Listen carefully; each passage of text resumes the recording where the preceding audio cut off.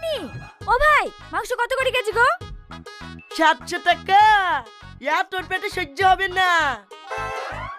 ওইদিকে টাকা 10 টাকা সব পচা পুচি বিক্রি করছে। ওই 200 কিনলে বাড়ি যা।